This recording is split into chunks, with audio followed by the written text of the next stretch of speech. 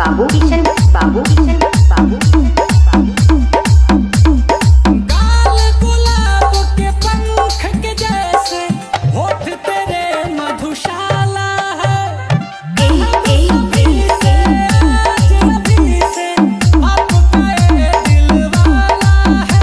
ऐसे हंस के दिल में बस के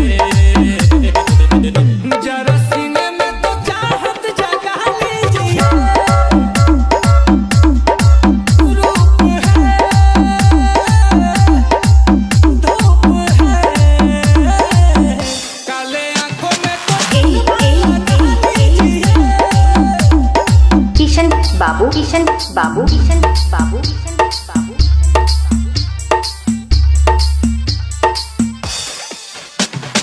मोहम्मदपुर मोहम्मदपुर मोहम्मदपुर हुस्न की रानी तू मस्तानी मौसम की बहार है तू। कोई गजल सी नीलकमल की प्यार है तू। ओ मेरी जान जा आए है का मजा। मेरे मीत ये गीत गुनगुना लीजिए। मेरे